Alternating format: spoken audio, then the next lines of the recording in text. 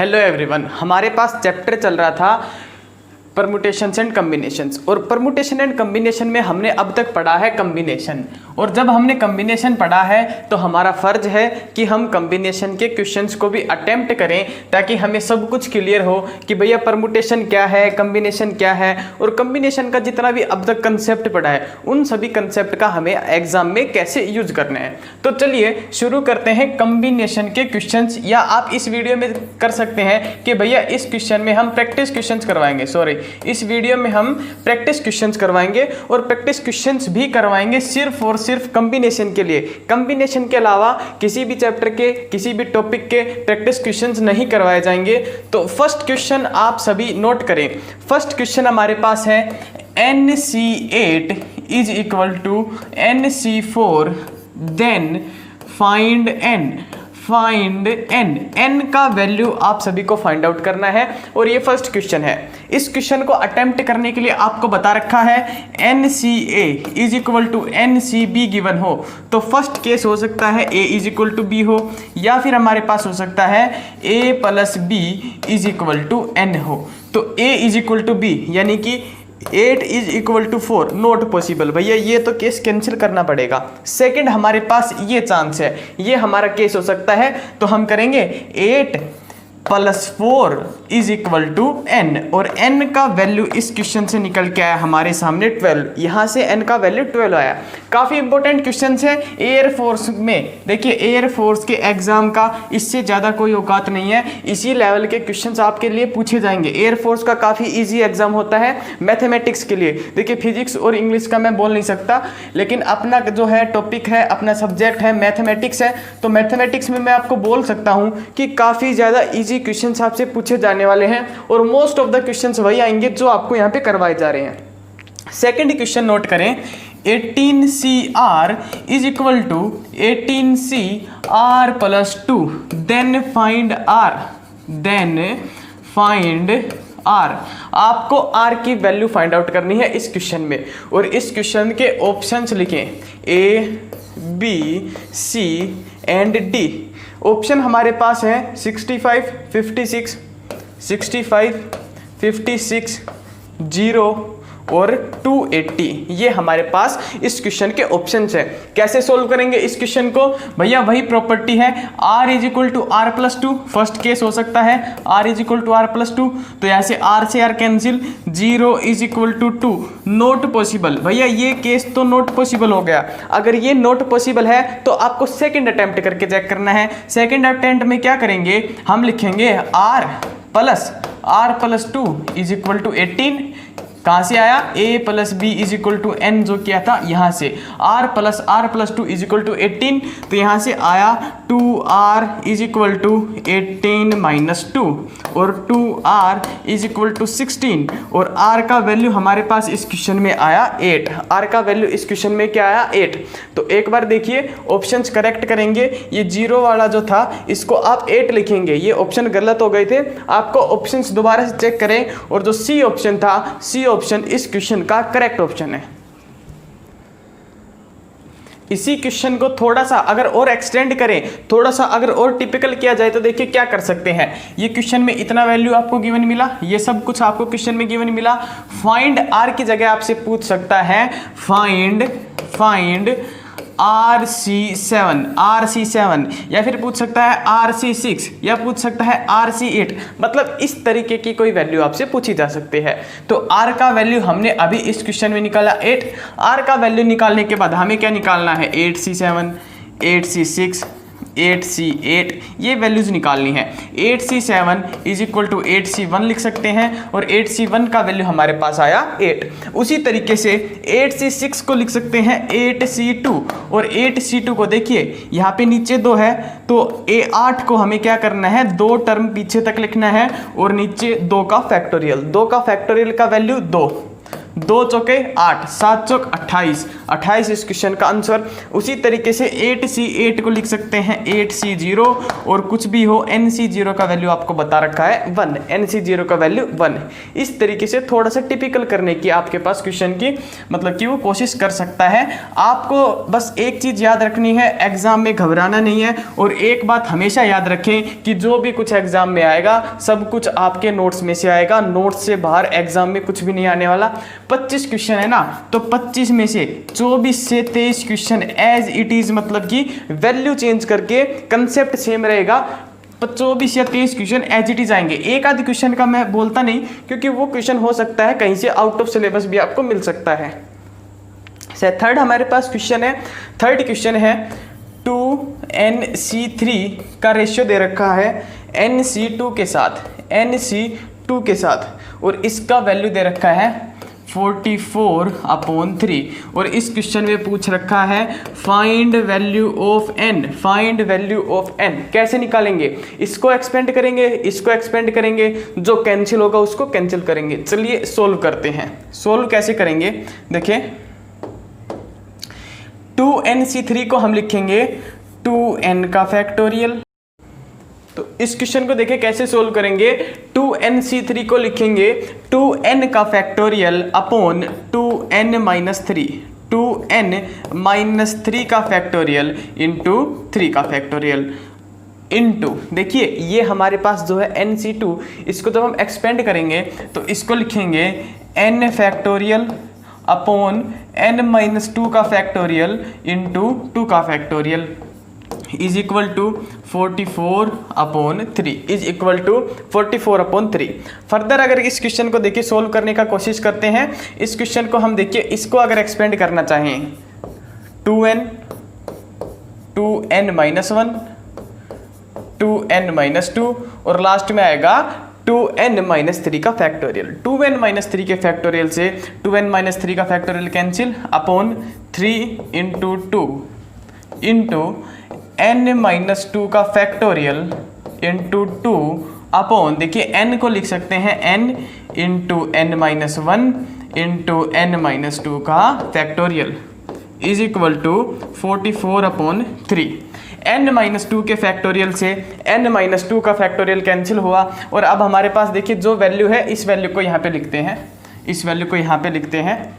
2 से देखिए 2 को कैंसिल किया, 3 से हमने 3 को कैंसिल किया। अब जो वैल्यू आई ये देखिए 2n में से n से इस n को कैंसिल किया तो ये आया 2 into 2n-1, 2n-2 upon n-1 is equal to 44, is equal to 44। ये हमारे पास क्वेश्चन में वैल्यू आई।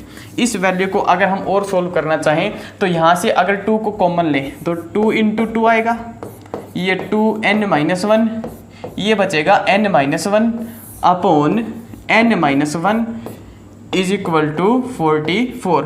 n-1 से n-1 को कैंसिल किया, 2 इंटू 2 क्या है 4, और 4 से जब 44 को कैंसिल करेंगे तो ये आएगा 2n-1 is equal to 11, 2n is equal to 12 और n का वैल्यू यहाँ से आया 6। इस तरीके से देखिए कितना इजी क्वेश्चन था, थोड़ा सा बस लेंदी प्रोसेस था लेकिन क्वेश्चन काफ़ी इजी था। हमें कोई भी हेर फेर करने की ज़रूरत नहीं पड़ी इस क्वेश्चन में और काफ़ी आसानी से हमने n का वैल्यू बताया और n का वैल्यू इस क्वेश्चन में आया 6।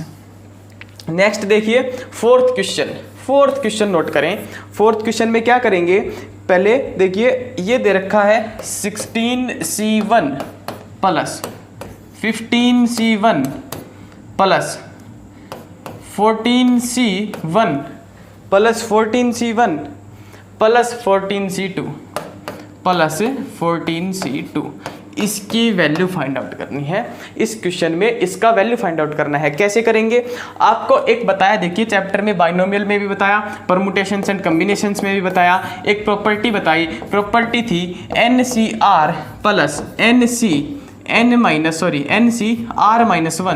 इसको दोबारा से लिखता हूँ, NCR प्लस NCR-1 ये किसके बराबर होता है, ऊपर का सेम और नीचे में एक का डिफरेंस है। तो कैसे लिखेंगे, ऊपर में एक ऐड करेंगे तो आएगा n+1 C नीचे में जो ग्रेटर है ग्रेटर क्या है आर, उसको लिखेंगे n+1 CR इसके बराबर है। इसी प्रॉपर्टी से ये क्वेश्चन काफ़ी इजीली सोल्व कर सकते हैं। कैसे करेंगे, ये देखिए 14 and 14 ऊपर सेम और नीचे में एक का डिफरेंस। तो देखिए इस क्वेश्चन को कैसे लिखेंगे, 16C1 प्लस 15C1 प्लस, इसको अगर हम सोल्व करें तो देखिए यहाँ पे एक ऐड करेंगे ऊपर 15C, यहाँ पे जो ग्रेटर है वो लिखेंगे, ग्रेटर क्या है 2, 15C2। उसी तरीके से अगर इन दोनों को सोल्व करें तो यहाँ पे आएगा 16C2 और यहाँ पे हमारे पास बचा हुआ है 16C1। उसी तरीके से अगर इन दोनों को सोल्व करें तो ये आएगा 17C2 इजीली इस क्वेश्चन का आंसर फाइंड आउट कर सकते थे। अब देखिए एग्जाम में आपको ये क्वेश्चन कैसे करना है, मतलब कि आपको देखिए यहाँ पे सिर्फ ये स्टेप सोल्व करना है और इस स्टेप के बाद आपके पास फाइनल आंसर आएगा। इस स्टेप में आपने देखा 14C1 का बना 15C2, तो लास्ट में हमारे पास 16C1 है, इसका बनना चाहिए 17C2। बिल्कुल एक सीरीज आएगा इस क्वेश्चन में और उस सीरीज को आपको चेक करना है सीरीज कैसे आएगा। एग्जाम में 2 सेकंड में इस क्वेश्चन को हम डायरेक्ट सोल्व कर सकते थे अगर हमने प्रैक्टिस की हुई है। देखिए अगर आपका प्रैक्टिस नहीं है तो आप कुछ नहीं कर पाएंगे, ये बात मैं बार बार बोलता हूँ, हर बच्चे को बोलता हूँ। तो आपको क्या है, प्रैक्टिस करनी है अच्छे से। हमारे पास नेक्स्ट क्वेश्चन देखिए, नेक्स्ट क्वेश्चन है NC3 is equal to 8 into n-1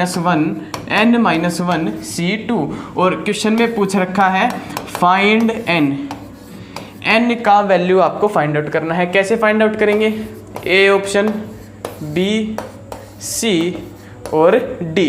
तो A ऑप्शन लिखे इसका 34, B ऑप्शन है 24, 10 और ये है 5, 10 और 5। ये क्वेश्चन है, काफ़ी इजी क्वेश्चन है। कैसे सोल्व करना है, सिंपली एक चीज़ याद रखनी है, कुछ भी ना सूझ रहा हो, कुछ भी समझ में ना आए तो क्या करें, देखिए NC3 को हम लिख सकते हैं n का फैक्टोरियल अपॉन n-3 का फैक्टोरियल इंटू 3 का factorial is equal to 8 into n-1 को लिख सकते हैं n-1 का फैक्टोरियल अपॉन n-1 और -2 यानी कि n-3 का फैक्टोरियल इंटू 2 का फैक्टोरियल। n-3 के फैक्टोरियल से n-3 का फैक्टोरियल कैंसिल किया। उसके बाद क्या करना है, n के फैक्टोरियल को लिख सकते हैं n इंटू n-1 का फैक्टोरियल। कैसे लिखा, मान लिया हमारे पास है 5 का फैक्टोरियल, 5 के फैक्टोरियल को लिख सकते हैं 5 गुणा 4 गुणा 3 गुणा 2 गुणा 1।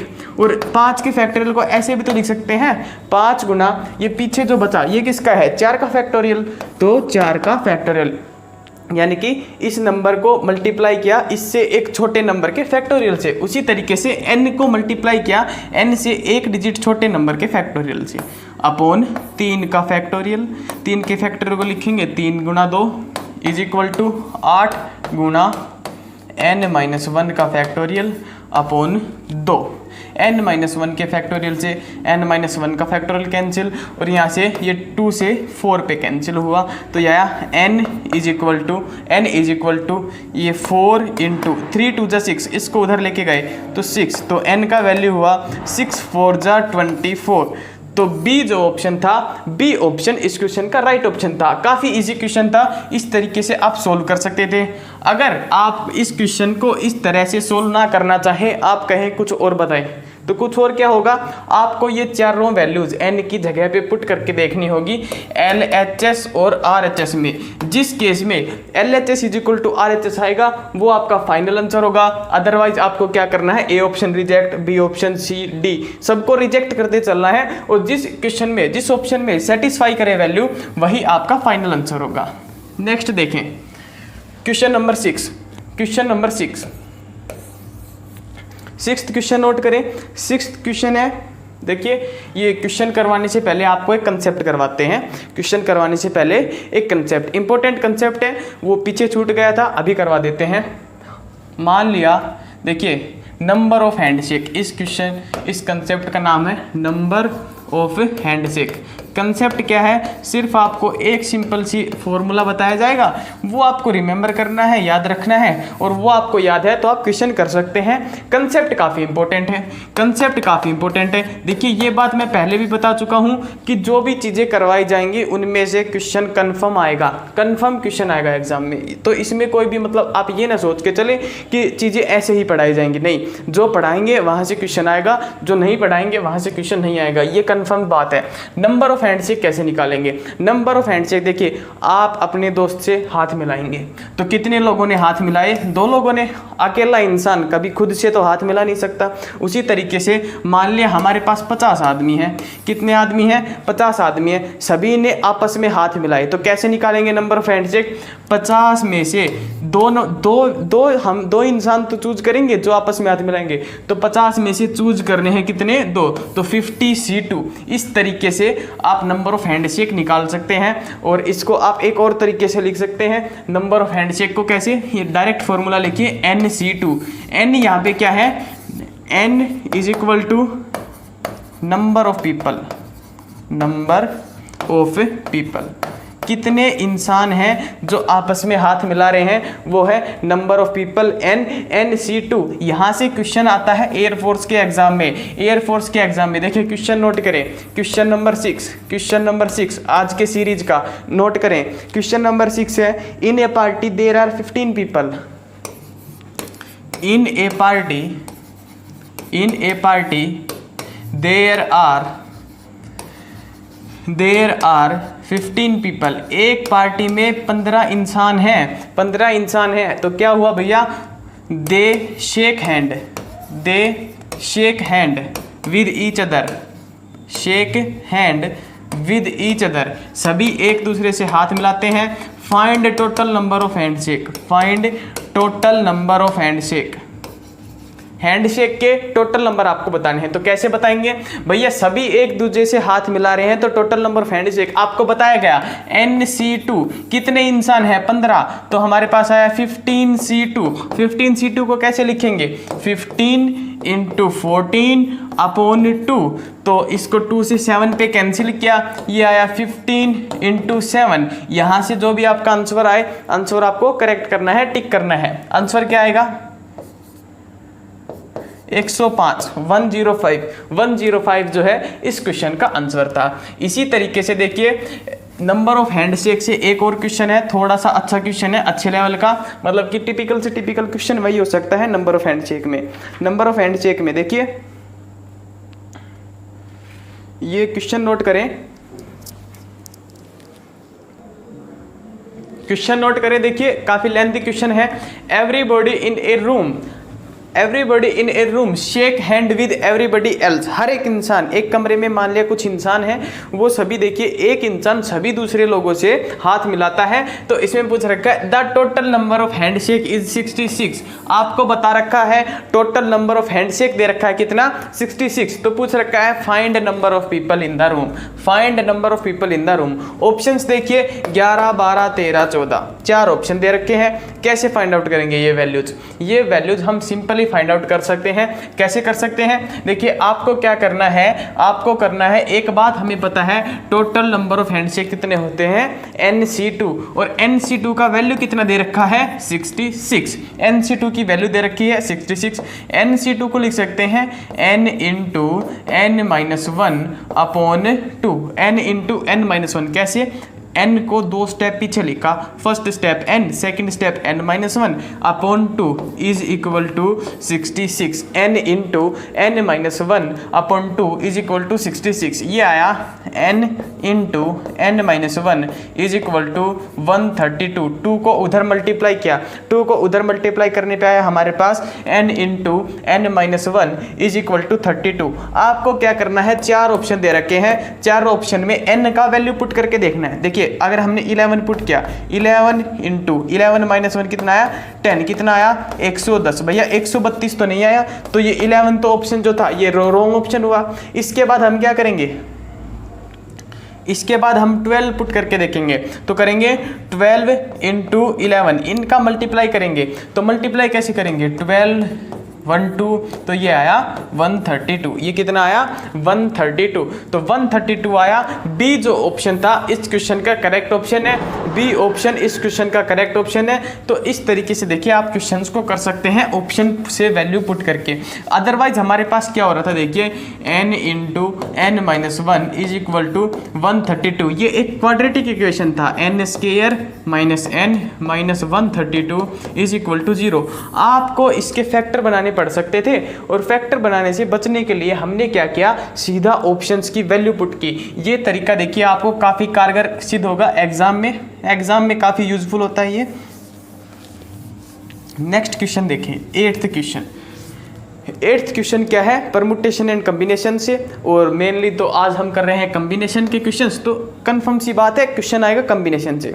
कम्बिनेशन की एक आपको डेफिनेट मतलब कि आपको डेफिनेशन बताई थी, और डेफिनेशन में बताया था कि कम्बिनेशन का मतलब होता है अगर आपको कुछ चीज़ें दी जाए और उनमें से कहा जाए इतनी चीज़ें चूज करके लाइए, चुन के लाइए, तो आपको number of ways find out करने हैं, तो हम उससे करते हैं NCR, ये कम्बिनेशन होता है। तो इसी टाइप पे एक क्वेश्चन हमारे पास, क्वेश्चन क्या है, फ्रॉम 10 बुक्स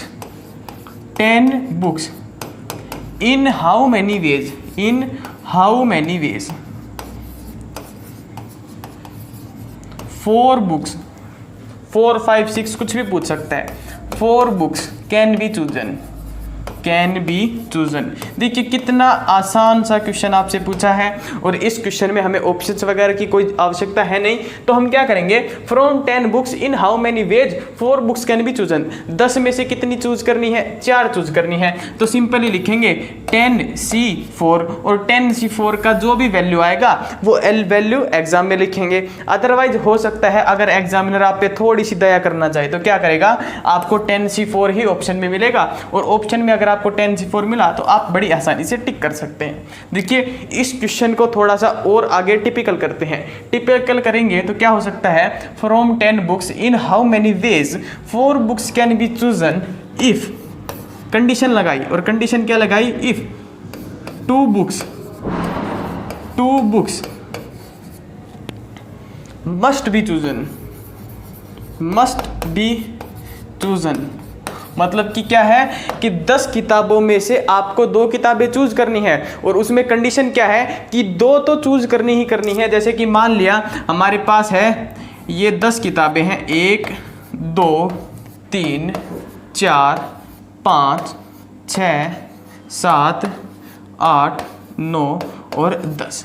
इन 10 में से आपको 4 चूज करनी है। कितनी चूज करनी है, देखिए 4 चूज करनी है, 1 2 3 और 4 में से भी इसने एक कंडीशन दी, 2 तो हमेशा ही चूज करनी है। तो मान लिया ये जो 2 किताबें थी, लास्ट वाली 2, इनको तो हमें हमेशा चूज करना है। तो 2 किताब तो हम सेलेक्ट कर चुके 4 में से कितनी सेलेक्ट कर चुके, 2। अब ऑप्शन कितने बचे, 8 में से कितनी सेलेक्ट करनी है, 2। तो हम डायरेक्ट लिखेंगे 8C2। देखिए ये क्वेश्चन काफ़ी इंपॉर्टेंट है, समझने का क्वेश्चन है, एयरफोर्स के लिहाज से काफ़ी इंपॉर्टेंट क्वेश्चन है, तो आपको ज़रूर समझना है। अगर एक बार में समझ नहीं आया तो वीडियो को रिपीट मोड पे लगाएं और फिर से चेक करें 8C2 कैसे आया। और 8C2 का वैल्यू हम सिंपली लिख सकते हैं 8 × 7/2, इसको 4 पे कैंसिल किया, ये आया 28। क्वेश्चन में थोड़ा सा और चेंज किया जाए तो क्या हो सकता है, यहाँ पे था if 2 books are must be chosen, यहाँ पे कर देंगे if 2 books are never chosen. Third question देखिए, नेवर चूजन। सेम टाइप पे एक क्वेश्चन को हमने 3 क्वेश्चन बनाया, एक क्वेश्चन से 3 क्वेश्चन बनाए, और थर्ड क्वेश्चन है if 2 books are never chosen, 2 किताबों को कभी भी चूज ना करें। तो देखिए कैसे करेंगे, क्या करेंगे, 10 किताबें हैं, 1 2 3 4 5 6 7 8 9 10 में से चूज कितनी करनी है, 4 चूज करनी है, 1 2 3 और 4 किताबें चूज करनी है।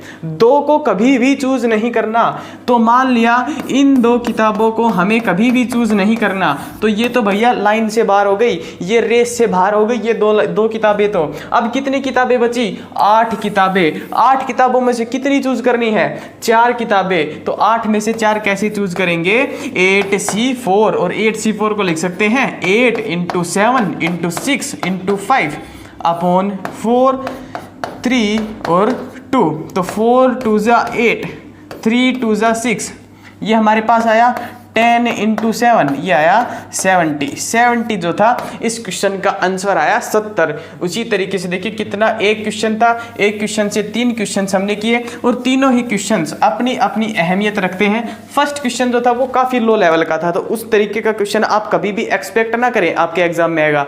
ये सिर्फ इसलिए करवाया गया कि एक फ्लो बने क्वेश्चन करने का, इसीलिए फर्स्ट क्वेश्चन करवाया गया था। सेकेंड और थर्ड क्वेश्चन काफ़ी इंपॉर्टेंट क्वेश्चन थे हमारे एग्जामिनेशन के लिहाज से। नेक्स्ट आप नोट करें, नेक्स्ट क्वेश्चन नोट करें। क्वेश्चन हमारे पास है ए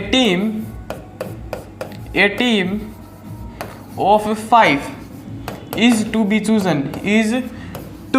chosen from 8 men and 4 women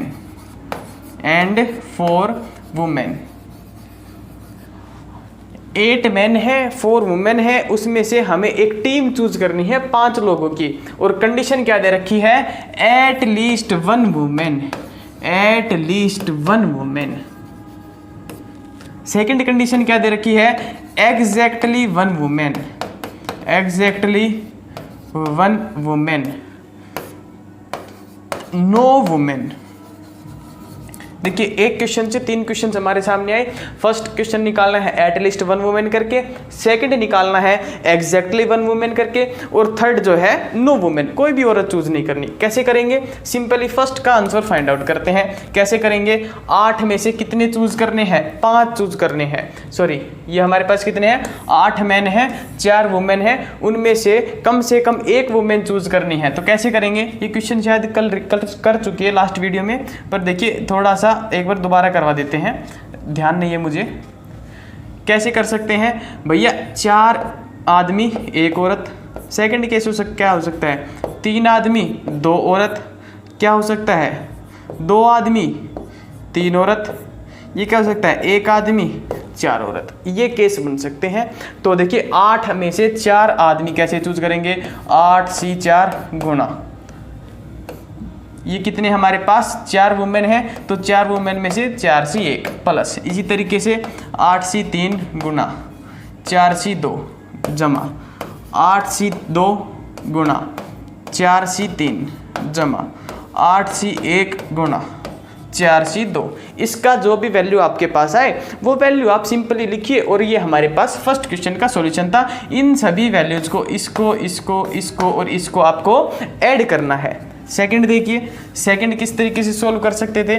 second condition हमारे पास है exactly one women. Exactly one women का क्या मतलब है भैया, 5 चूज करने हैं, 5 में से 1 वुमेन दी, तो मैन कितने हुए, 4। तो कैसे करेंगे, 8C4 गुना 4C1 गुना 4C1। इस तरीके से हम एग्जैक्टली वन वुमेन का केस कर सकते थे। इसके बाद लास्ट क्या है, नो वुमेन, कोई भी वुमेन चूज नहीं करनी। तो हम सिंपली कह सकते हैं 8 आदमी है, 8 में से 5 का टीम कैसे बनेगा, 8C5। कितना इजी क्वेश्चन था। इसी तरीके के क्वेश्चंस एग्जाम में भी आएंगे, तो थोड़ा सा आपको सतर्क रहना है, और एग्जाम में क्वेश्चंस काफ़ी आसान आएंगे। एग्जाम में क्वेश्चंस जो आएंगे काफ़ी आसान आएंगे। आपको देखिए मैं गारंटी देता हूँ, अगर यहाँ से पढ़ते हैं तो एग्जाम करने में मज़ा आएगा। आज का जो वीडियो है, आज का वीडियो कंप्लीट हुआ। कॉम्बिनेशंस के हमने कुछ क्वेश्चंस किए, रिमेनिंग कुछ क्वेश्चन है वो लास्ट में पूरे चैप्टर का सीरीज लगाएंगे, प्रैक्टिस सीरीज, उसमें आपको रिमेनिंग क्वेश्चंस भी करवाए जाएंगे। एक बात आपको हमेशा याद रखनी है, पहली है नोट्स बनाने हैं, और नोट्स बनाने के साथ साथ आपको प्रैक्टिस करनी है। प्रैक्टिस कहाँ से करेंगे, वीडियो में से ही प्रैक्टिस करनी है। जिस टाइप के क्वेश्चंस आपसे करवाए जा रहे हैं, इन्हीं टाइप के क्वेश्चंस का प्रैक्टिस करना है, इसी टाइप के क्वेश्चन आपके एग्जाम में आएंगे। थैंक यू, जय हिंद, जय भारत।